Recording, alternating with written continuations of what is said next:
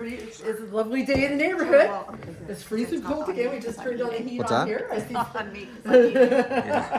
Matt. So I'd like to welcome a couple of new kids to the group.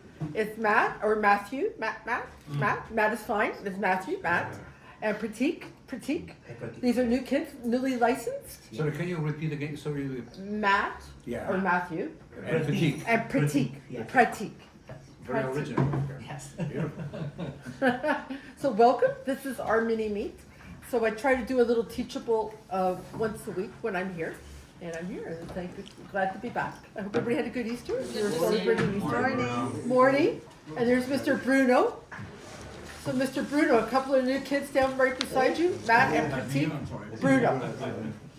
Bruno used to be the new guy around He here. used to be the new kid. And then Zach was the new kid, and so on and so forth. And how's Rico? Don't ask. Same old, Okay, follow every day, but okay, so we'll try this again after this. We'll have a little chitty chat. Okay, so first of all, I want to talk about, we're going to talk about Rico, the new, actually, first of all, I'd like to thank Steve. Steve's the mortgage broker. Gentleman down, the new kids on the block, Steve has been with us for a little while now, and he's with Rock Capital. Yep. And thank you for the goodies. I see people are enjoying the goodies. And why don't you open us up? Sure. Market update. I actually did make a couple of notes last night too, just so I don't forget. Okay. So last week on Wednesday, most of you probably know, Bank of Canada came out with their third announcement of the year. Flat, exactly no change, which is good. It's been back-to-back reviews with zero change. If you remember, there's 8 times in a year where the Bank of Canada will look at rates. We've had our first two, January, up a quarter point. March was the first pause. They said they're going to continue to pause. We just had our one last week, pause again. So good to see 2 in a row. Whether it's a trend, we hope. It's all going to come down to inflation, right? So the messaging is all around getting inflation back to that 2% target. So we had inflation at 5.2 in February. We have, morning guys. So 5.2 in February. We have March numbers coming out today. So today we'll get the March data. The wording in the announcement was they expect inflation to get down to 3% by mid-year this year, and then 2% by end of 2024. I think it's 4.3 today. It came out? Perfect. There you go. So 5.2 to 4.3. That's a 9% drop right there. Sorry, 0.9. 4.3. Right. So it's great. So coming from last June 8.1, we're almost half, right? So it's come down very fast. So everything they've done over the past year, all these rate hikes, are now starting to take effect. It's coming down really fast. If we get to 3 by mid-year, the hard part's going to be that 3 to 2. That's the big gap they're saying, right? So hence why they said end of 2024 to go from 3 to 2.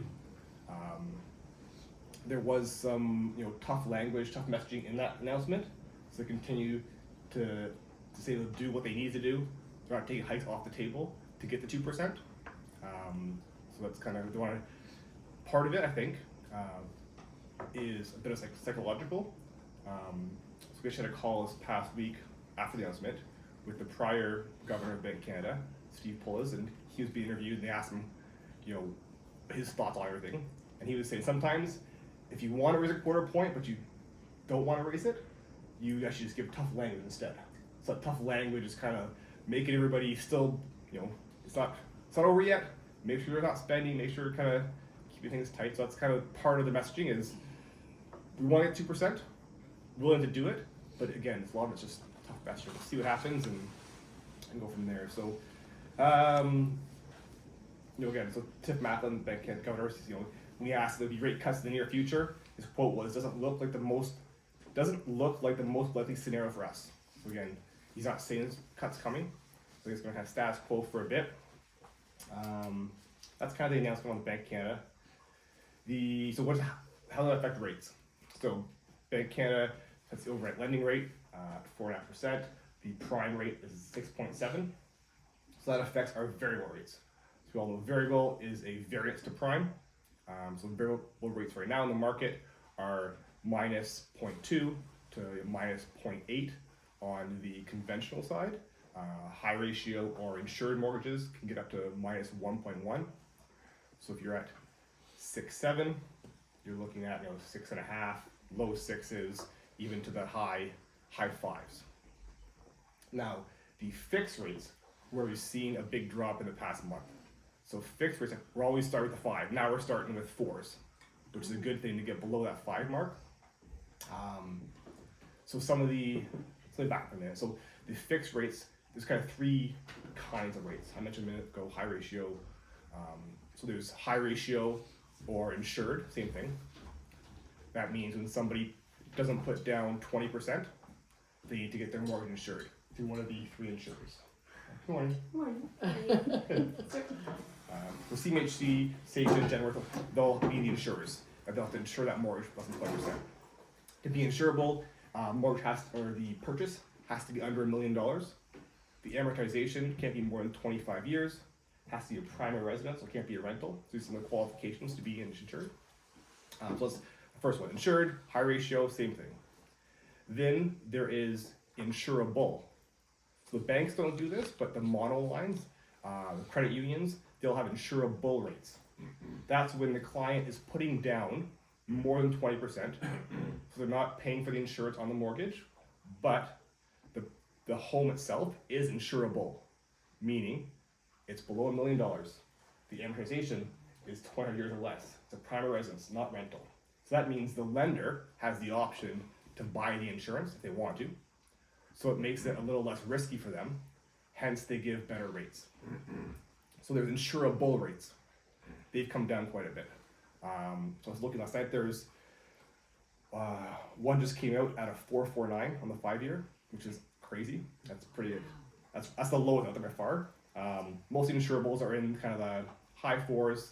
A lot of the conventionals right now. So conventional. Sorry, the third one. I should keep seeing that train of thought. The third one is the fixed high ratio insurable, and the next one is conventional. So conventional means if you're buying over $1 million, you have to put 20% down. If it's a rental, if it's more than 25-year AM, so 30-year AM, etc. Those are conventional mortgages, and those rates are typically in the around the 5 mark. We have one now. A lender is 4.79 on a 5-year conventional, which is pretty good. And there's a 3-year at a 4.94, so below 5 on a 3-year, which is also very good on a conventional. Insurable, I said, so insurable is where you're getting very aggressive. So they're all like getting, under 5 now.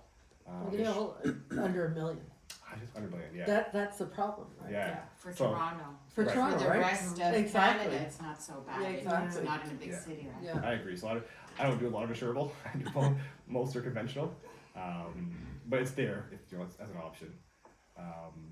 But do you think that they may, let's say, raise again one day, because it's like almost that 1 million can be now 1.5 one day or something?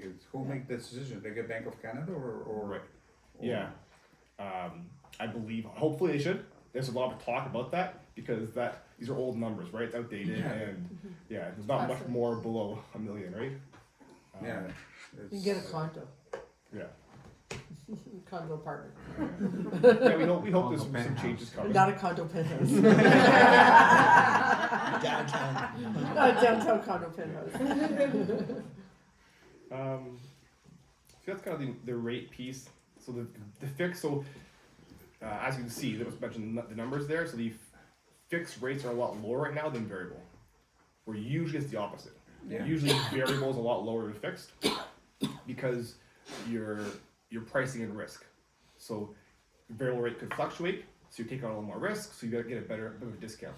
Right now, the variable rates are higher, so most people are now opting for that fixed. And a popular trend right now is a short-term fixed. So people are starting to see what's happening with the market. They think it's gonna come down. They're not sure. They don't want to do the full 5-year, get better rates on the 5-year, but they're looking at that 3-year product. So a lot of lenders who never even had a 3-year product have all started launching 3-year products. So 3-year is a new trend that people are looking at now. That short-term fixed, they feel comfortable, not knowing what's gonna happen with the rates, and it's actually a discount to variable at the moment. So that's one of the trends. So short-term stuff, fixed products.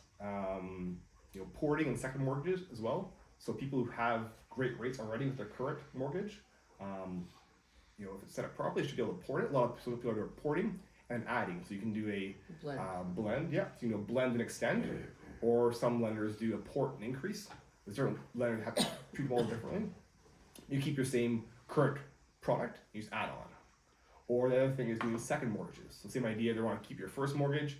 A lot of people now look at the second mortgage option.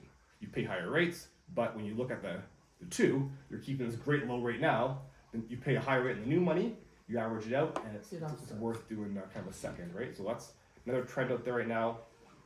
And then lastly, just pre-approvals. So as I mentioned, I think coming now into the spring market, I think you guys know better than me, but it looks like the prices the past 2 months have risen like 1 point and a half, whatever it is.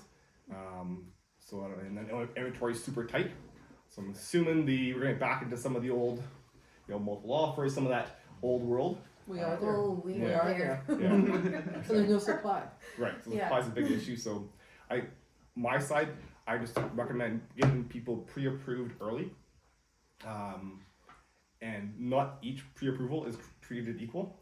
So you can go on my app and put your information in, get pre-approval, get a nice fancy certificate, you're pre-approved, here's your amount, my signature, all the stuff on it. Small print says, based on information you put in. So crap in, crap out, right? You can go to those online sites, get pre-approved in 5 minutes. Plug your information in, pre-approved, here you go. Even the banks, when they pre-approve you, they don't look at documents. That's right. So I always recommend to get a proper pre-approval, have them come to me, have them send me all the paperwork. So I gotta look through the T4, I look through their information.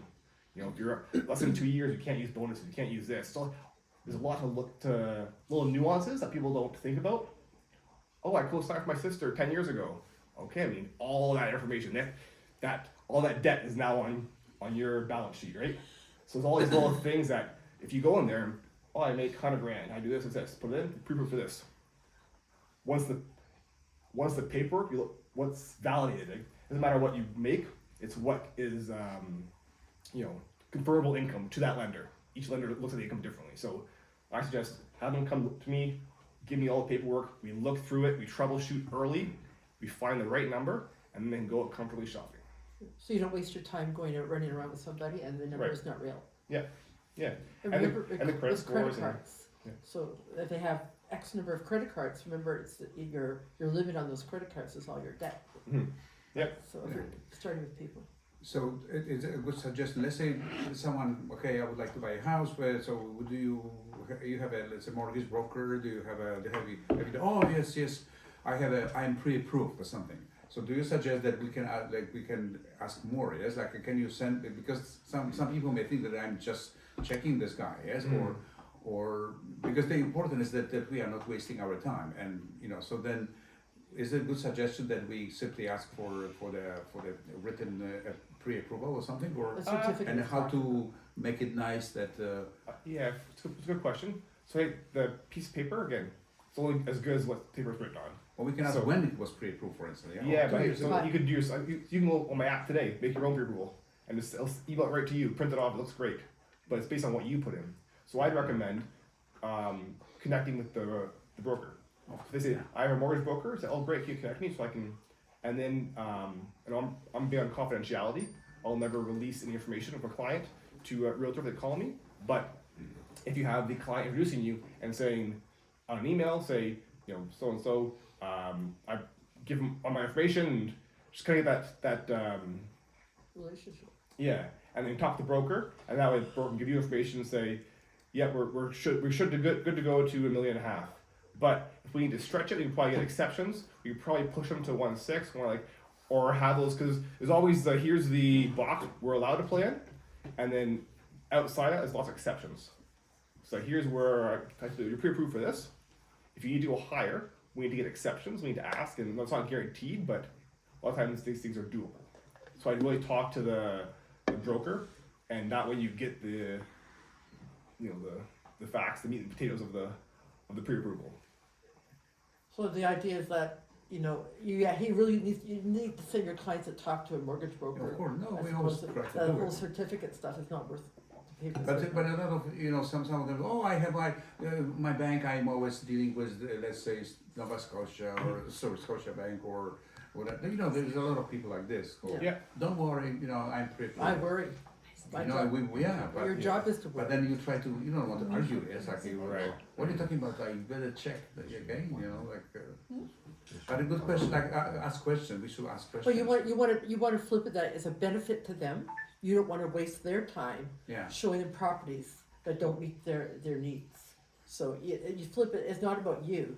You're not wasting your time. Yeah. It's you want to do something that's correct for them. I always say that there was a very it's very wise to shop around, and one of those people who are mortgage broker who is not related to one bank, he can go anywhere and he can offer you much different products, and it's good to But it doesn't it's hurt good. to- It's good to have a relationship with a broker or Yeah. two, and that way you have that connection. So you know to trust that individual to get the job done.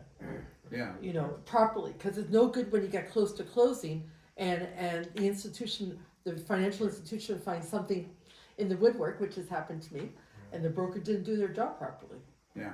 and then your deal falls apart before Well, closing, right? So you need to have a broker that you can trust, who's detailed and efficient. Are you Steve, you finding, were, oh, go ahead. are you finding that most financial institutions are doing an appraisal of the property, like actually going into the property? Yeah, most do appraisals. More so now? Yeah. More so- So a lot of them still do what's called an AVM, auto valuation model, where they kind of do it from the desktop. Yeah, And it's like, okay, here's the specs, they type it in. If I say that, it depends what you put the value to. So I put all the details on the property in, everything has to match perfectly, and then I say it's worth $1 million.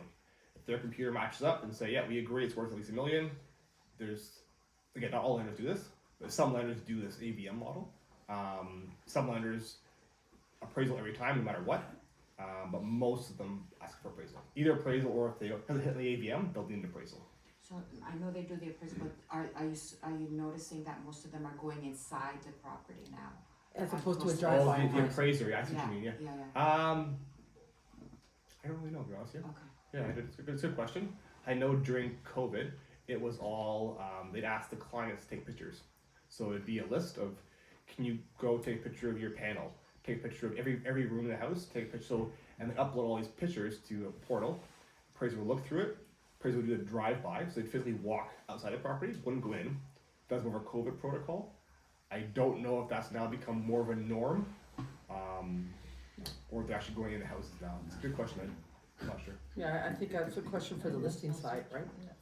Because the mortgage brokers don't get involved in the appraisals, right? The Yeah. institution just gets the appraiser should be calling the buyer's side to make an appointment. Yeah, we usually set it up, so I'll kind of book the appraisals for clients, but then the appraisal usually goes direct to the lender. So it's You fun. don't get a copy of it, right? Sometimes, depends on the appraiser you use. Yeah, Oh, the appraiser, not the financial institution? the appraiser, yeah. Sometimes the appraiser would send it direct to you, but it's supposed to go direct to the lender. That's right. Sometimes the appraiser will give you a copy, depending on which system you use. Like, I use FNF a lot. FNF's like a standard company, and they kind of outsource to each appraiser. They have like a broker. Some lenders only allow you to use FNF, and they'll kind of say we find the right appraiser in that area, so it's a third party. I'll pick the appraiser, and they send the appraiser. They do all the stuff. They send the appraisal direct to the lender. I don't even see it. I just see the number. It pops up in the FNF's portal. It says it's worth $1 million. That's all I know. So speaking of appraisals, so everybody should know that if you are on the listing side, and the appraiser calls us for an appointment, he cannot have that appointment unless he has a RICO license. Okay? So the appointment, if the appraiser has a RICO license, he can make it just like anybody else. Okay? If the appraiser does not have a RICO license, the buyer's side, the buyer's brokerage, has to call us to make an appointment under the cooperating salesperson's name. He's responsible for that appraisal. Okay? So I know that some people say they just try to get the appointment through this office. Only if the appraiser has a RICO license can he have the appointment himself. Okay? Any other questions You for were mentioning the fixed rates are are coming down, right? Mhm. So if we have a mortgage and we see that they're offering now lower rates, what are the probabilities that you can talk to the bank and be like, hey, what about we lock in? Do we get a lower rate or? And then like they now? say, hey. Why not? What do you mean? If you have a current mortgage now, Yeah, and variable. a variable, so if you have a variable mortgage, most lenders, almost all of them, will allow you to lock into a fixed term. Yeah, Which will be lower, yeah. and if Yeah. it's lower now, So it'll be for the remaining term. So if you have a 5-year variable product yeah, and you're 2 years in, you have to take a 3-year plus fix. So you lock in for the remainder term, so minimum 3-year. Minimum. Or you say I want to take your 5-year rate now or your 3-year rate, and there's no fee. okay. So usually a fee to break your mortgage or to get transfers and refinancing. You need to have a lawyer. So, but most lenders let you lock in. They'll give you their rate, their best rate. Then we can also look and say we'll shop around and say if you want to move lenders, this rate's better by X amount of points. If you do a straight, they call it transfer. So if you don't change with a mortgage, the mortgage is exactly the same. And you transfer it. A lot of lenders have like no fee transfers. Well, they'll pay the legals. We do it through FCT, first key and title. Instead of hiring a lawyer, they'll transfer it. They'll cover the cost of the ABM. They'll cover the cost of the appraisal. So it's kind of like we're moving this mortgage to here at no cost. But it's a straight transfer. You can't change anything. The minute you want to add $10,000 to that mortgage, it's now a refinance. Now you need a lawyer. Now usually you're going to need, so it's more cost associated with a transfer versus a refi. But you can always move it somewhere else at a better rate. We do the You're math. subject to the stress test, no? If you're transferring out. Yes. Yeah, so that's it's qualified too, yeah. That's the other thing. And how does the bank work out the payments process if you having like a fixed and a variable? Can you sort of explain that a little bit? You don't have both. What do you mean? You don't have both feet, So the variable which rate cease to exist. goes away? Oh yes, sorry, yeah. So to Oh, Hulu's I point, thought it does this little no, circular. you lock in. So you get rid of your variable and just lock into a fixed at no penalty. Oh, got it. But there's With- no with that same requalification lender. for With the that. same institution. Right? There's no requalification if it's the same institution. You just lock in and that's. Yeah, that's the stress test you're talking about? If you transfer to a No, different. because if you do a refinance, you have to go through the whole process again, give T4s, Appraisals, job lawyers. letters, everything. When you lock in, you just lock in and that's it. They don't do any requalification. Right? Yeah. So They it's have all usually not information. good for you if the bank is doing because it's Cost. yeah. But as of right now, it's not worth it to get it fixed. I don't think so. I mean, if you're It depends. concerned about, but it looks like we went as far as we could with the variable, so it looks like things are Yeah, going exactly. down. So if you lock in at 4.5% and in a year, inflation comes down and then you drop the variable to like 3%, then you're gonna lose a lot of money in 5 years in a term, right? But you never know. It's two different trains of Yeah, thought that's on a that, It's right? all the risk business. It's risk, Yes, exactly, yes, it's risk assessment. Yes. Does that help you, Julio? Yeah, I was like, oh, can we save any money if we lock in? Well, I sent someone to you and he was on a variable rate, right? Mhm. And did you put him on a fixed or is he still on a variable? we looked at there's options for him. Again, client confidentiality. I never Yeah, no, I just, no, not numbers, but No, I'm just, yeah. did he end up he was on a variable, were you, we found some solutions for him with his current lender with some other stuff. Yes, we got. so did he go to stay with the variable or did he go fixed? You can ask him. Oh, okay. No, I just wondered what people are, Yeah. yeah. And so in general, a lot of people It's about who have, they do a bit of both. So they always say there's no right, there's no best mortgage. Yeah, It's best mortgage for you, maybe different best mortgage for Julio. yeah. It's everyone, now you're saying never go fixed.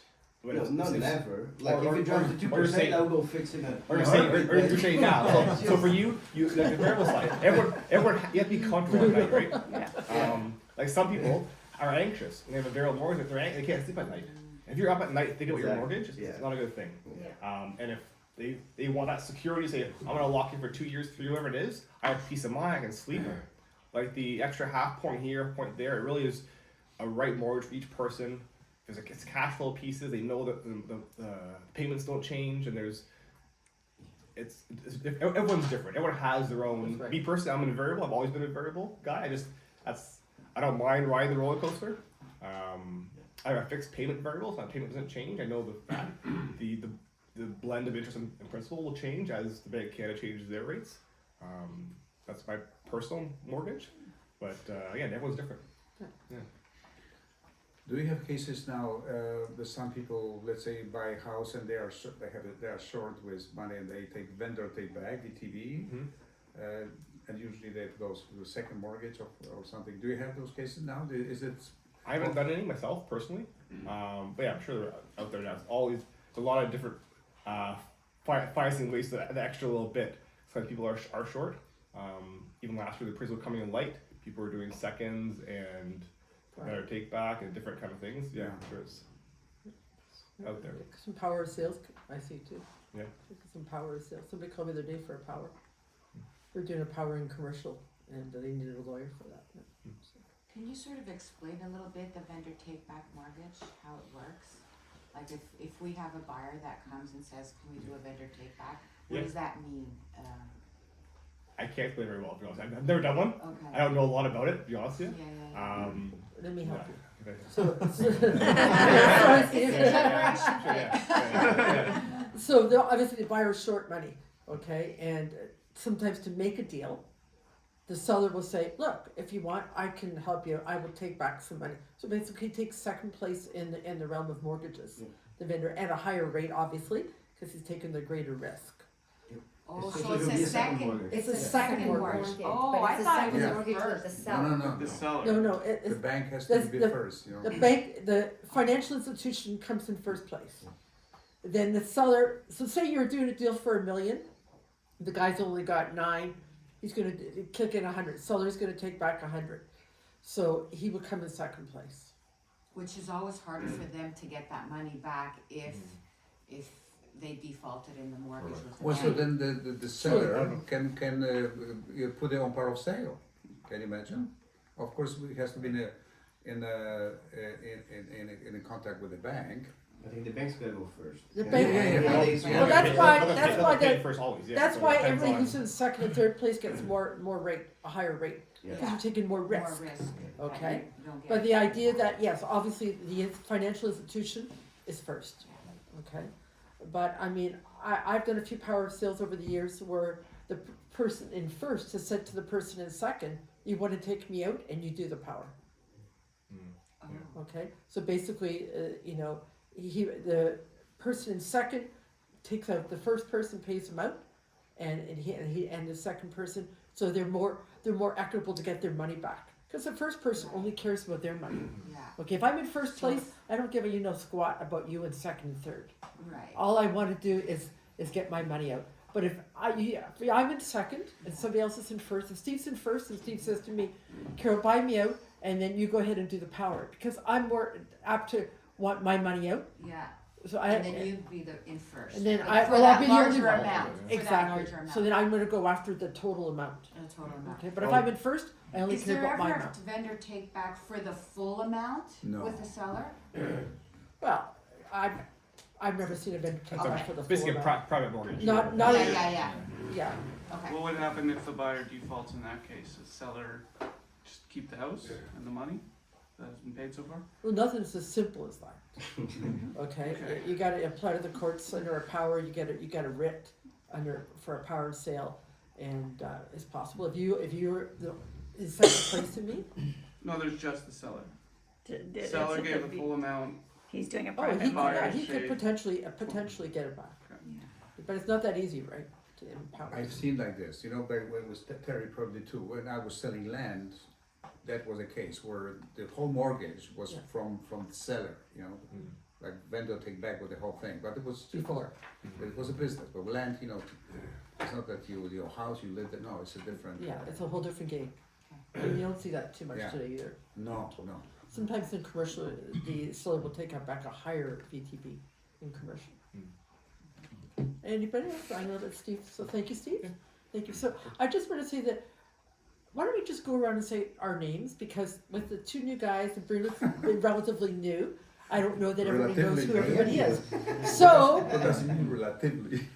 seeing that I talk the most. So it's Carol Murphy. I've been in real Carol. estate, hello. I've been in real estate 34 years. I started as an auditor for the TSE and had a family, then got into real estate after that. And I've been with this brokerage with Jim for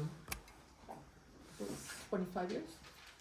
And then there's Terry. Terry at the Oh, I'm sorry. Yeah. Terry. Yes. Mary's birthday. Before Christ. What do you want? Before Christ, he was in the business. My name is Terrence Black. I'm a commercial realtor. Had started in real estate in 1966. Before you were born. My father was a real estate broker at Fort Credit, which is where I live. And I came out of McMaster University and I wrote my real estate salesman's license, which was 20 questions in the old days, Oh, wow. and got it. And then I did my broker's license 4 years later when my dad decided to go into semi-retirement. I had my own company for 30 years. I've been with Jim almost 26 years next month. And the only problem I have is I have what they call macular degeneration that I got about 10 years ago, so I'm legally blind, so everything's a fog. And Ellie, who's not here right now, is my business partner, so we work on commercial stuff together. Thank you, Terry. Well, Paul? Go ahead. I joined Want me to? real estate business in '87, and I was doing commercial. I was selling land. It was Royal LePage land division, you know.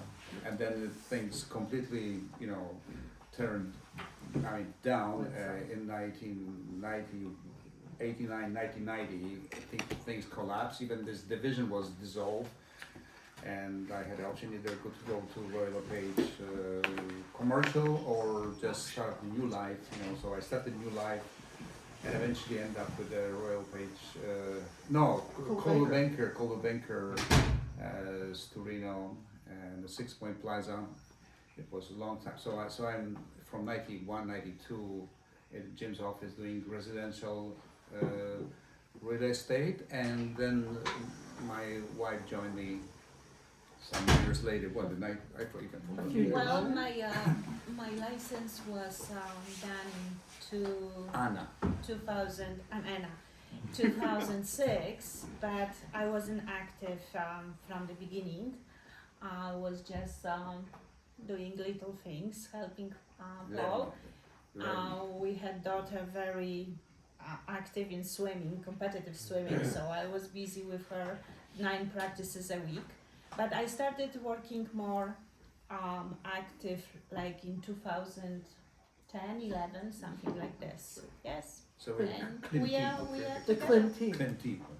I'm Julio, you guys know me. What tells a bit about you? Really fun. Alright, so I've been, I think this is my beginning of my 7th year. I started here with Carl, then I left, came back. I'm from Mexico City, right? I studied in the States, bachelor's, master's, then went back to Mexico, and then went back to the States until I finally moved to Canada. I have 2 kids, 8 and 5, and so they keep me busy. Thank you. Hi, I'm Zach. I've been in real estate for a long 5 months. I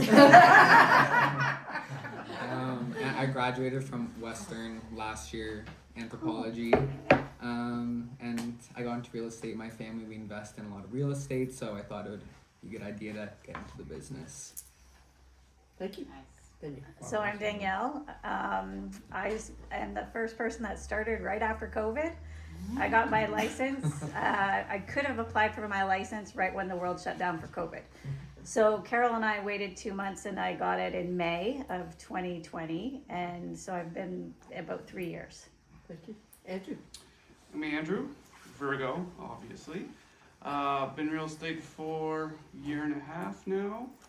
Previously, I was a factory worker building Toyotas and a sports journalist that took me to Rio for the Paralympics and a stint at Sportsnet. Very good. Did not know Definitely. I knew you were in journalism. I think it's building Toyotas. I met these two guys when we came in, but my name's Debbie Flaxman, and I've been in real estate for 15 years, and right here at this office with Carol and Jim, and then prior to that I was in the travel business. And still in. Still am. Ed. I'm Ed Allen. I got in the business in 1977. I got in the business the day Elvis died. I remember that So, day. yes, everyone remembers that day. Yeah. Thank you. B. Beatrice Raposo, I've been with Royal LePage, just celebrated my 10th year here. Prior to that, I worked for the Ministry of Health, and I did accreditations and developed programs that went into schools and health prevention. And yeah, I think that's. Thank you. Mr. Bruno. Bruno Tosi. I started my license during COVID, so because I was at home doing not so much. I've been in construction for 11 years. I was in the trades and then became a contractor, and then now I'm trying to do a little bit of both. And yeah, that's it. Still working on our license. Yes, I'm still waiting for Rico. Yeah, yeah. Because he has his hands in a lot of pots. Rico, you know how Rico gets all nervous. Yeah, I have my construction. We just started another business to do like solar panels and but so yeah. We're still working through that. Yeah. Next, Matt. Yeah, my name is Matt. I'm with a brokerage since last Thursday. Yay, lucky. You gotta beat that, right? So I just finished my course at Humber, still waiting for my registration with Rico and everything. And yeah, I'm very grateful for all the support so far, and Julio and Carol. We're going to start training. I'm very grateful. Thank you. What's your background? My background? Yeah. Originally I'm from Germany. Oh, okay. That's a funny accent. And yeah, and what did It you is do a funny there? accent. Yeah, it is. It's not a German accent. It is. Well, if you want to, I can have a Oh, strong there you accent. go. There it is. But what did she say? What did you do before real estate? But I'm still doing that. I'm a full-time minister Oh. in the United Church, and so I can choose my time. So if anybody wants to get married? Yes. Or if you want to die, I can do that too. Wait a second. We can't make any commission if you die. So don't die. Well, somebody makes commission, not us. Right, you cannot deliver babies, no. I will try my very best. If you want to deliver a baby, you let me know. We have to have a talk first. It will be tough. Don't worry, Paul's confused. Pratik. Hey everyone, my name is Pratik Bhatnagar. I'm probably one of the most difficult names here. I have been with the brokerage for 1 month, almost a month now, and going through my trainings back and forth with Julio. So I moved to Canada in 2018, and prior to 2018 I was in the US. I was in Salt Lake City, Utah. That's where I did my education, my master's from, and that was in information systems. Currently I am working with TELUS as well, and in their smart home division. So if you need coupons for smart security, let me know. I can provide those, and I mean I can friend and family ones. Yeah, and family-wise, I have a 2-year-old and married for happily for 7 years now. Thank you, thank you. Okay, my doll. Right, I've been in real estate for 5 years. I started here with Carol, got all my training from her. So if you have a problem with me, Throw me right into the bus. And what's your name, by the way? yeah. But my background is I have a math degree at McMaster and a accounting degree, accounting designations. I've been doing accounting for 10 years What's your before I name? had kids. Amatha, my name's Amatha. Yes, and yeah, I've got 3 kids that are now, 2 of them are in university. One of them's here, works here, so you'll get to meet Taylor, her. we Taylor. Yeah. Taylor. Yeah. Thank So you. And Steve, nice to join the group, honey. Yeah. So Steve Maggiacomo. I've been a mortgage agent for 2.5 years. Mortgage agent for 2 years. I just became a broker. My broker course. So I'm 2.5 years in the business. Joined a family business. Been doing the company's been around for 40 plus years. We do just shy of 1 billion in mortgages each year, 980 million last year in mortgages. So one of the bigger operations, part of the Mortgage Center of Canada. Prior to that, I was at Labatt, ABN Dev. I did 15 years there, kind of climbing the corporate ladder. I did my undergrad as well, did a business degree. 2 young kids, 10 and 11, busy in hockey and dance. Thank you, thank you. Well, thank you, everybody. So we all know each other now? Sure. And it's from the bus end. Okay, let's go down to real estate, guys. Alright. Okay, rock and roll. So, let's talk about suspensions and cancellations. I know I get people saying, I want to suspend a listing, or I want to cancel a listing, so what's the process? So big difference. Once you cancel a listing, it's gone. Anybody else can go in right after you sign that cancellation and sign them up. Okay, so you're to complete a cancellation form, and then you get the broker of record for this brokerage, which is Jim. He has to sign a cancellation. Only the brokerage can release a listing because the brokerage owns the listing. But if you say to Jim or myself or Julio, I want to let this listing go for whatever reason, Jim will sign the listing. He will agree to the cancellation. Okay? Suspension.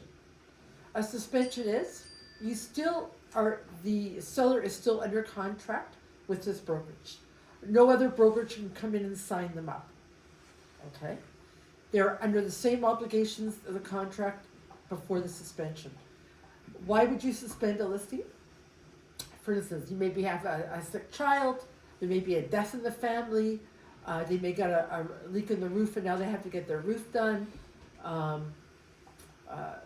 It's usually a short-term thing, okay? You complete a suspension form. The broker of record does not have to sign a suspension form. You can sign it on behalf of the brokerage. The seller has to sign it.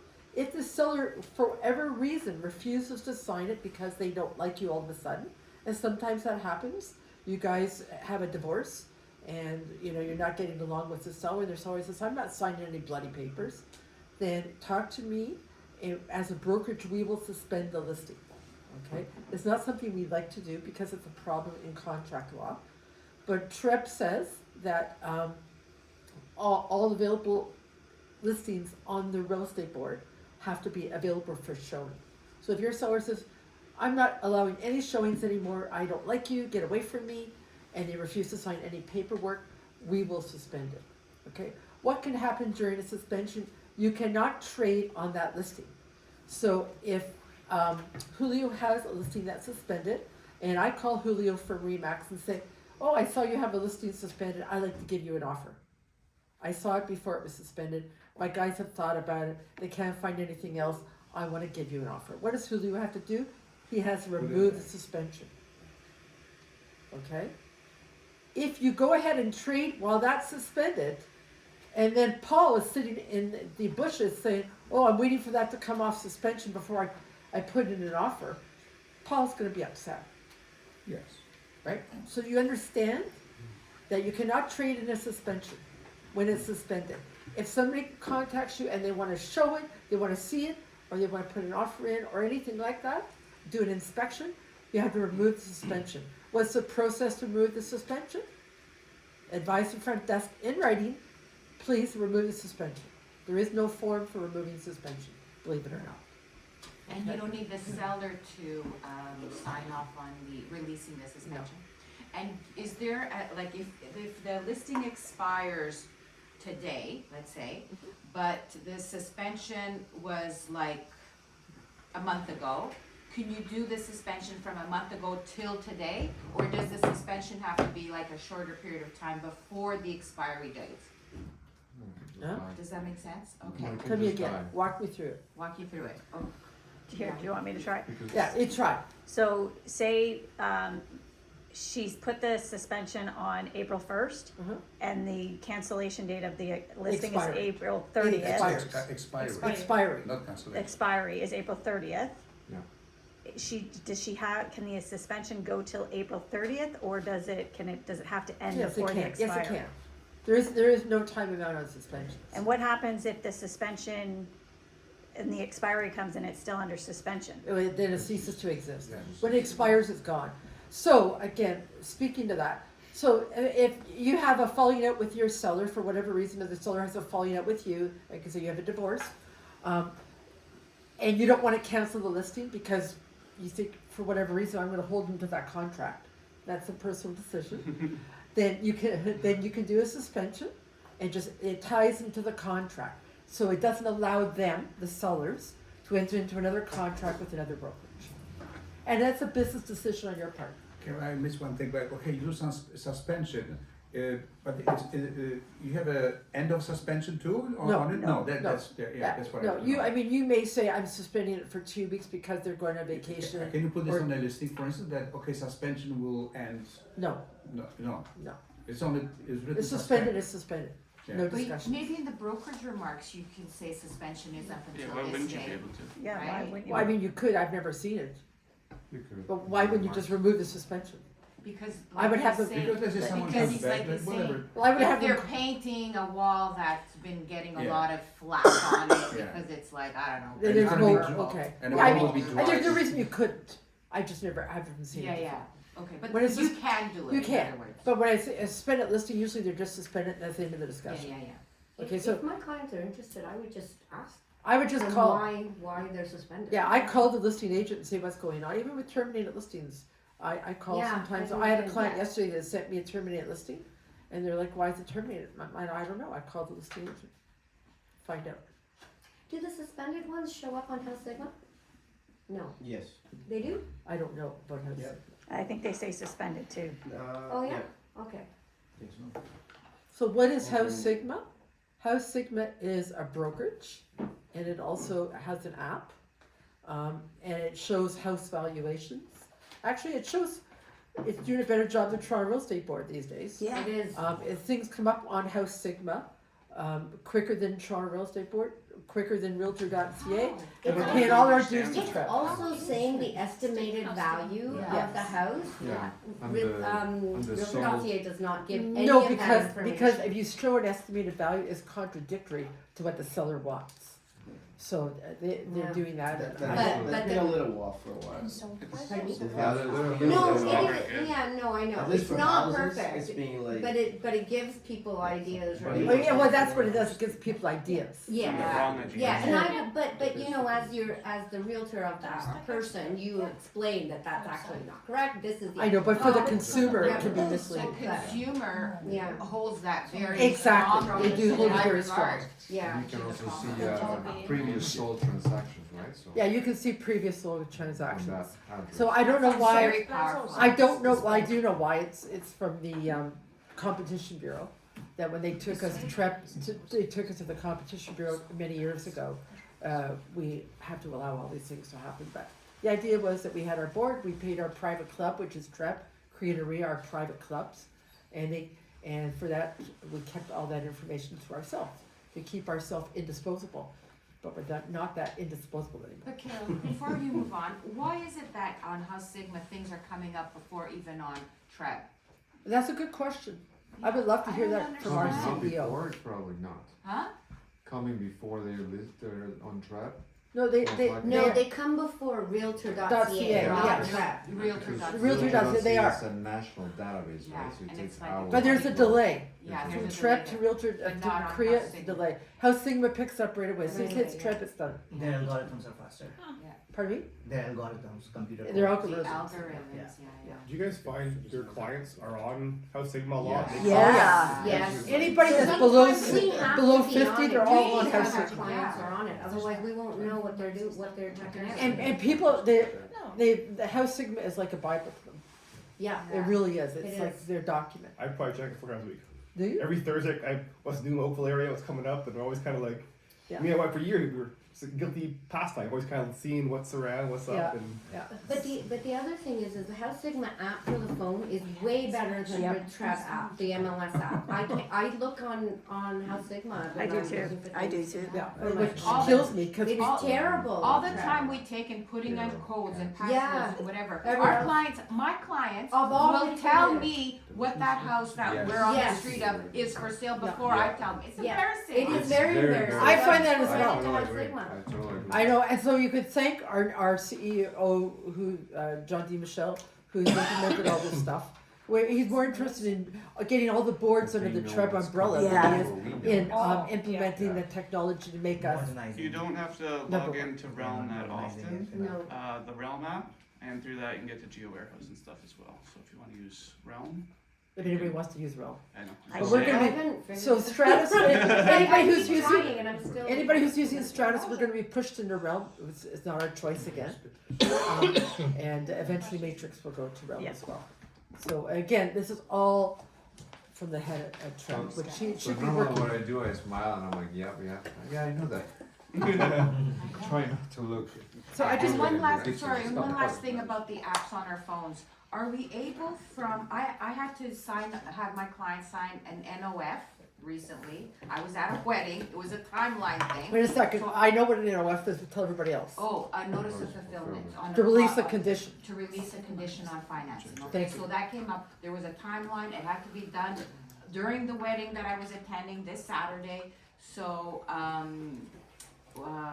I was trying to get my client to sign using the app, I wasn't able to. Can anyone app? else do that on their phones, What other app? than having to go on a laptop? With What app are you DocuSign? talking about? That Like to going sign. on web forms To and sign? to have my client connected to Authentisign to sign off But the it one. should- I've never tried It it. should just go right to your email So and you want to start, set the you put, signatures on your Yes, phone? I wanna set my Yeah, signature. I don't know. I Can't don't do know. it, I right? don't know. On the I've never tried it. I've always web done it on forms my laptop. on the phone is very, very bad, Yeah, right? So if you are projecting that what I would recommend Prep it. is that if you know that you're gonna release that condition Prep it. and you're gonna be busy, just send that in advance and be like, hey, just hold it in your email, and when you're ready to release it, just sign it and I will get it back, right? yeah. That way you're not trying to do it on the phone, because I've tried and it's like you try Oh, to yeah, insert send it to and you. recently I've noticed that when you're trying to sign on Authentisign on the phone, like where you gotta place the initials, like they all come in the wrong spots. And one of the final signature was like way down below, so I was trying to like You couldn't get. scroll and click and scroll, I couldn't do it. I had to right? I had so to it's- go back to my computer. But he Authen- was, at the authen- end of the day, he was all right. He wasn't seen the Screen. way it The was supposed to screen be, wasn't. Yeah. but all the signatures were in place. So Authentisign is included in your Toronto Real Estate Board dues, right? Yeah. It's not free, if people think it's free, it's not free because we all pay for it eventually. Mm-hmm. But you can get DocuSign with our office, we are we are a corporate signer with DocuSign. So I think it's around $200 a year I pay. $250. Is it $250? Thanks, Beth. Around that with DocuSign. It's much easier than Authentisign. And people can do it on their phones do it on and the phone. everything. It's simple. Good, It's Authentisign allows you to do that too. yeah, but I mean DocuSign is an easier process. Yeah. They got an app, nice app. Pardon me? DocuSign's got an app. With Yes, a nice they have a nice app. Yeah. too. Anyways, it's a write-off. It's a business expense, so it's up to you. If you want to join, let me know. I know Ed just joined. I think I have about 12 people that are with DocuSign now from the office. There's SkySlope now. Yeah, I was about to ask. Dinosaurs. Oh, we should talk about SkySlope at some point. You said you liked doing it. I've been Okay, using listen up. SkySlopes, There is it's something new nice, coming but up also, what right, is on, happening with like Flat. web forms versus SkySlope? Julio, do you know about? I don't know anything about SkySlope. Yeah, Julio. just the cost of having that, I think is like $12,000 a year just to have that. So it's a transaction management system, right? So I think we spoke about it the other day. So essentially, what they're doing now is they're making the web forms compatible with SkySlope, so that the agents don't have to go back and create a trade, right? Because if you're creating an offer, you want information just to transfer over into a trade record sheet type of thing. I mean, it's not the trade record sheet, but it will pull the details so that the trade record sheet creates faster and you don't have to double input. Meaning double input is like, okay, let's say you do the trade, now you gotta go do the deal envelope and put the information and manually type it, right? So they don't, I guess they made it so that agents don't have to go back and type the address and who's the buyer, who's the seller, all that. So essentially it's a system that then has a layout once you're inside, and it separates each document that you gotta attach. Working with a realtor, put it in there. Buyer representation, put it in there. The APS, put it in there. Waivers, put it in there, right? So you gotta separate every document, and then it goes into review, and then management looks at every document, approves it, or makes suggestions for change, right? So now they're integrating a little more on that, but yeah, we've looked into it, but the cost is extremely high for like the number of agents that we have. So it's like, that's why we did the web form on the deal sheet The electronically. The office web. The web form, so it will be almost like the exact same thing where the information just passes around. And Like the actual forms are the all actual those templates. forms, the information passes to that, so you That don't was have helpful. to double type it. But if we were using SkySlope, yeah, you would still have to do a little bit of extra paperwork in terms of like importing each document as it needs to go. And so normally what we see is that agents send the full documents to our reception or to Sophia, right? So different approaches. One is like, I don't know, it's different. I'm confused because I'm using SkySlope. So what do you mean there's a cost to it? SkySlope? Yeah. To the You've brokerage. been I using think. SkySlope? Yeah. The SkySlope form? I hit SkySlope from the Yeah, listing. It right. takes me to SkySlopes. I do all my filling out the documents there, and then it goes to DigiSign, and then getting signatures to there. So I think what it is if the brokerage wants to pay $12,000, instead of you being able to do Well, what that you've part I done, didn't know. it goes to our admin department, they approve it before you can send it up to DigiSign. That's what I think he's talking about. We'll talk, why don't we talk about this Let separately? me Okay, go we to might the have a next $1,200 charge, but that's not. That's okay. He's consulting. I was gonna say, Andrew Bottomley, just $1,200. But yeah, As you Go on a remap. Or I didn't even know you 12,000. could use it, but if you can That's all use I've it, been the whole using. idea is that Let's go on to the next brokerage thing. has SkySlope and you're doing We're gonna be offers on Yeah. SkySlope, stuck in this thing information forever. passes. Okay, we're gonna leave SkySlope. Question on DocuSign. When I was doing the deal with him, which I tried to send everything from the deal to DocuSign, but none of the initials or signatures were filled. It did with AuthentiSign, but not with DocuSign. Did I do something wrong, or? Yeah, you I have don't know, to, we you can have to talk tell about it where to initial and where to sign. But in AuthentiSign, You have they to put place, it you have to That's- place it. Yeah, Yeah, that's the but thing. in AuthentiSign is AuthentiSign- kinda easier In because. DocuSign, you gotta drag every. Yeah. Oh, you don't have to field. do that with AuthentiSign. Now with You just gotta AuthentiSign. take out multiple representations. Okay. Yeah. We are I don't know using why. AuthentiSign since the beginning, Mhm. when was offered for free for Well, the agents. Including our And dues. before we were using DocuSign, so we gave up on DocuSign because now we can use just for free. Never had any problems with that. Convenient. And I don't also, have a there's, problem there's with always like, AuthentiSign. every time you use it, you learn something new. There's always, Yeah, and the it's more you use easier like version now, anything, it's you know amazing. easier. Yeah. Because why doesn't show? Oh yeah, because this and this. I just And find also DocuSign there's interesting, like we did yesterday, like little mistake because we had to change only one irrevocable day, like one day after everything was signed, etc.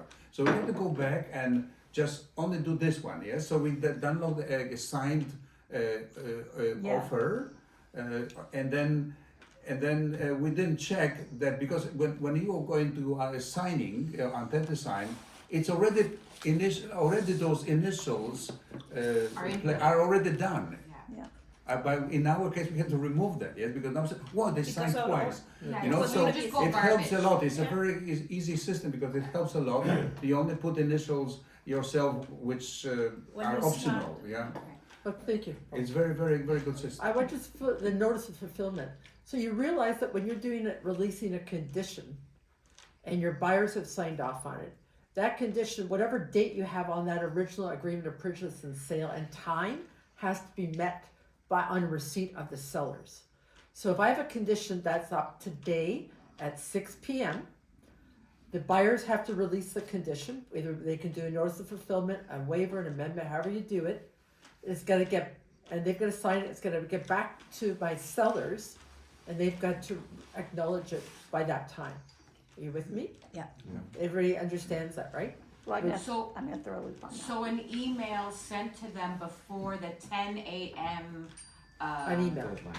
Deadline, and it's proof that it was sent to them at 9:58, let's say. Yeah. That's not going to So cut the it. theory is, so the contract law is that they have to have received it But- in theory yeah, and signed it yeah, by that time. exactly. Yeah, So it's so- not like they need to acknowledge the receipt before that 10 a.m. time. They do, I don't think so. they do. They're supposed to. Yeah. That they, They have to it's a acknowledge it proof, before so the the 10 a.m. theory, that's the theory. How they get to that time, I don't, that's how they may have to backdate something. What I'm trying to say is that's not legal, but I know it happens. So the acknowledgement is their receipt.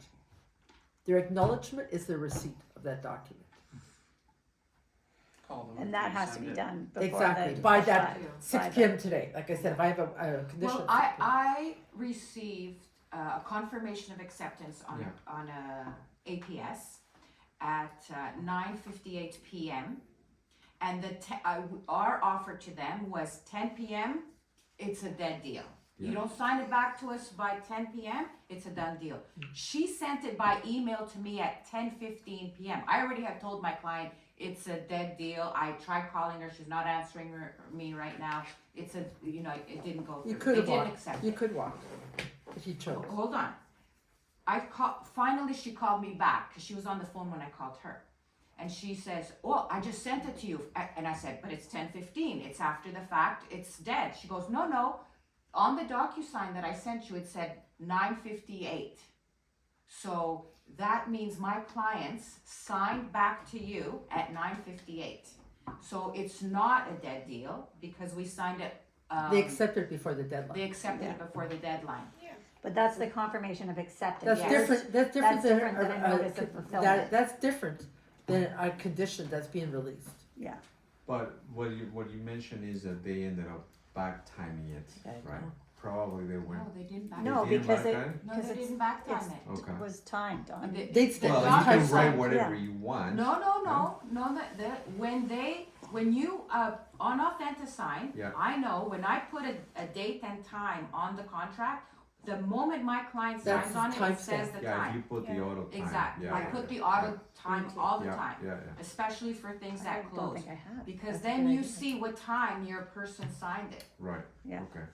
So she just took time to send it to you, but Yes, you sign it. But they signed it within the right time. Yeah. Okay. So she said to me, no, it's not a done deal. I mean, It- it's not a dead deal. Because they accepted before the deadline. Exactly. Because that offer was on the table till 10 o'clock, they signed it at 1 minute to 10. Or 1 Yeah. Minutes to 10, yeah. Whatever. Yeah. So, But in the olden days, when people were signing their names, and because this happened to me before COVID and before DocuSign. In the olden days. Yeah. In the olden days. olden- And I've I been in remember the practice olden for days. 10 years. So before we had the DocuSign and people were signing their signatures, we didn't know. They could put any written down time of when they signed it, right? Yeah. And so the important thing was when we would receive it. So I was in an offer. Am I talking too loud? I was in an offer. I'm Portuguese. I talk loud. Sorry. I was in an offer a situation where my clients were the buyers, and we put in the offer, and I sent it to her. It was a minute after the deadline of when it had to be received or something, because I think it was a confirmation of acceptance. Okay, and we handwritten it. And the email to her with the handwritten document was at, let's say, 10:01. She said, "Sorry, your offer has expired." Yeah. She goes, if your clients want this place, you have to resubmit a brand new offer. I was so pissed off. I had to do up everything again, go meet up with them again, sign in person, go back to my computer, send it back to them, and that's how it was done. But that was prior to everything. She was just being She was. Bitch. And I know. An itch. Yeah. Thanks, Deb. But that was prior to now having everything documented with time. So There's the time stamp. time is important. Time is very important. Time is of the essence. Yeah. Okay, which we all forget. But I just want to say before, I know it's getting late. I won't keep much. So I will continue this in the next meeting. I just want to talk about Tressa. which is the new REBA, which has sort of been put on hold now by the government. Is there's going to be a change in our agency relationships. Okay, so there will be a client, which I would say 99.9% of deals are done with client-based relationships, and then there's going to be unrepresented or self-represented. We call it self-represented people. And when you're self-represented, it basically they're just on their own. We give them nothing, no advice. You don't do it. So if I come and I say I don't want to be represented by Steve, but Steve do the offer for me, that makes a client relationship. So we're going to start to change our thinking. Unfortunately, for the new young kids that are starting, I'm going to be teaching you in what is today happening, and I'll be talking about what's going to happen with the new act. But for the rest of us, we'll start to change our mindset a little bit. Is this not the same shit with a different name? Yeah. Different smell, the same smell. The same smell? But there's a third one. Self-represented or customer, what's the difference? Because customer is no longer in existence. Will no longer they just be call in it existence. self-represented. Yes. Which is easier. No. It's somewhat the same shit in different pile. Yeah, it's a lot the same. So they remove. They're going to remove customer. Customer. There will be client, and then there'll be somebody who doesn't want to be related to you at all. It'll be No, but there is a third one, and it's something to do with multiple representation. When Special designated, whatever. Yeah, so you could designate. Yeah. So there's three. But that will be represented, self-directed by the Brokerage. Yes. Help By the another brokerage. agent helping. Yes, exactly. So prevent that's multiple representation. that would the only basis be due if you have to go into multiple representation. And so that multiple document, representation today is if the person on both end is a client. Somebody called me the other day and they had a client and a customer and they thought they were in multiple. No, a customer is not in multiple representation. If you are treating somebody as a customer and you have a client on the other side, you are not in multiple representation today. So maybe it would be an idea that, okay, you have a listing and someone comes to you who wants to buy that house. So you don't have to ask him to sign a buyer representation agreement anymore, yes? So like. Well, no, if you have a customer service representation or a buyer representation, however you choose. You can sign them up as a client and you're in multiple representation, or you can sign them as a customer, but you have to explain the differences. Oh yeah, of course. Confidential. What's the difference between client and customer? Confidentiality, right? As soon as you tell somebody, would you like confidentiality or not? It's a no-brainer, I would think. Yeah. But so you're supposed to, if you're. A new form for self-represented. Yeah, so it'll be a new form. There's going to be a booklet for Rico, like a lot of new paperwork. But so that's the basis. So we'll just start to think your head that, but for you guys who are going to be learning in the old way, and for maybe a month or so, and then we'll all switch. Okay. So we have a agent appreciation barbecue coming up, June the 2nd, and then we're going to do a cottage day up in Muskoka, July 21st. It's a Friday. Friday. Okay. So that'll be up at the cottage in Muskoka. And Steve, you're more than welcome to join us if you like for the barbecue and for the cottage day. We haven't done this for a long time. We used to always do cottage day, and we come up to Muskoka, spend the day. Some people would have too many beverages and have to crash. So that'll be. Remember, we still have the contest for April, right? So you are loading your database into your CRM, right? The Sphere. There's money for that. If you are communicating and having engagements with your clients that way, whoever has the most amount in April wins another amount of money. So there's money for everybody, and the one that creates that trades the most amount for this month also gets another one. So Trades as in closings or as in I think it's dollar value. Yeah. But closing in no, April. Written business. Oh, written business. Yeah. Not this month. Firm or written. Yeah. So there gotta be firm written business. So if you have a firm deal that closes in 3 months, then that qualifies. That qualifies, right? Carol, are we gonna have a sign-up sheet for the cottage so we know? We will as we get closer. We'll have a sign-up sheet for the cottage so we know, and they'll work out transportation. So people who feel they might have a lot of beverages will choose not to drive. Yes. Yes, and then we'll choose non-beverage people to drive, or if we get a massive amount of people, we'll go on a bus. There'll be another contest in August where there's going to be 3 prizes, and essentially I think it's going to be the biggest producers of the summer will get a weekend cottage either in September or in the following June. So there'll be also another opportunity for. So that's something Julio's been working on with Yeah. Jim. So if That's anybody, for you to produce in the summer. so anybody yeah. knows the cottage in Muskoka, so Jim and I are in one, and then he has another 4-bedroom just across the walkway, 4-bedroom, 3-bathroom cottage. Yep. And they're right on the water.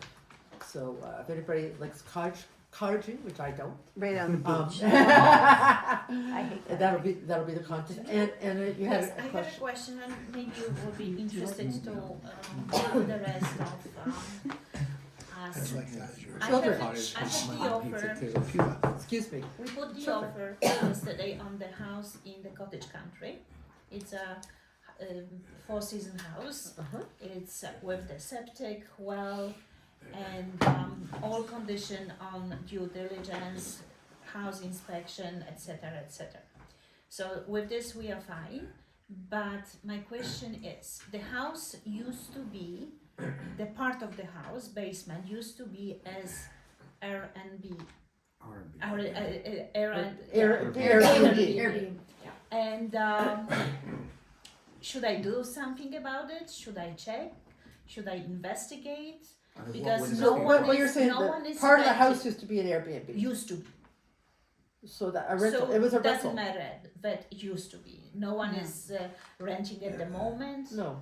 No. So nothing has to be done. No. Okay. Now, so just as a caution for everybody, if you decide to trade in an area that you're not used to, like cottages is a big one, you have to be extremely cautious. Okay? We talk about septics and wells, and their bylaws up there, their rules and regs are different, and they have a lot of things about setback, shore allowance. You have to understand that. So if you choose to trade up there, be extra cautious. Ask a lot of questions. You have to do a lot of. So Rico says it's you, the buyer's agent. It's up to you to determine what's going on in the area that you're trading in. So I'm just as a word of caution. Yeah. So as Anna's asking me, it used to be an Airbnb. Should they be? Is there any issue about that? There's no longer an Airbnb, and No. that is not an issue. It's not. And it looks So splendid. we're and there's going no- to have only the It was a inspection go of the up, house, the inspection of septic and well. Yeah. Anything else? We have full permits, like, when the septic was installed, our Water Yeah. testing, All the water water, testing, yes. yeah. Yeah. So Fireplace? shore allowance is an issue. There is 10. Is there a fireplace in the, a Where? wood burning fireplace? Wood burning. Wood burning The, your the wet. house inspector is going to be there. A house So, inspector wet doesn't do a wet inspection. inspection. Yeah. Some do, some do. Well, some do, if they're licensed for both. Right. So there's So home, so let's talk about inspectors, there's home inspectors that do home inspections, and then you do a wet inspection, which is a wood burning device. So it's a wood burning fireplace, wood burning stove, and so if you have a wood burning, you may wanna have a wet inspector, if they don't have, if your home inspector is not qualified for a wet inspection. Okay. He is, you said, right? Yeah, it is. Okay, thank you, everybody, good Carol, week, Thank you so much. sorry, Terry. Terrence. If any of you newer agents need any help with any commercial real estate, whether it be retail leasing, industrial, office, land development, etc., you're more than welcome to get in touch with me. Best way is by cell phone, because I can't see small print on computers. So if any you want my business card, I've got lots here. I'm happy to hand them out, and if you've got any questions, you can call me anytime. Thank you, Terry. Terry's a great resource, Pete. Just one more thing. If we're putting an offer on a house where a person has gone into a retirement home and we don't know how long or just not, we think that it's been vacant for more than 6 months, should we put in a clause to say that if there's any fees due to the government, The vacancy tax? yeah, due to the government, that they will settle with the government and it doesn't fall on us Well, in terms of the there is an buyer? exemption on the vacancy tax for About them. For long-term, retirement. about retirement. But what if it's not retirement? I'm just saying in general, because I'm starting to think that I need to put some clauses like this if I think that the house is vacant for whatever reason, because I don't know if it's retirement Well, or if they got to the live vacancy forward. tax would be applicable to the existing owner. Right, but if it transfers after, it Yeah. will become to the new owners. Yeah, If they haven't filled out- I don't know that as a I fact. read that Yeah, if somewhere. they don't fill out that vacancy form, then it transfers. Do you to have them. paperwork on that? Do you have, like you said, you read that, do you I have? did Yeah. read that. Yeah, If you I could have get me it. that, I would Yeah, appreciate that. I have I didn't know that. Yeah. I don't know that. We'll find, let me know about that. Okay. In that case, you would need a clause. if that's It's what it is. Terry's birthday tomorrow, so happy Oh, birthday. Terry! Terry! Happy 29, Terry! Woo! Thank you, everybody. Good week. See you next week.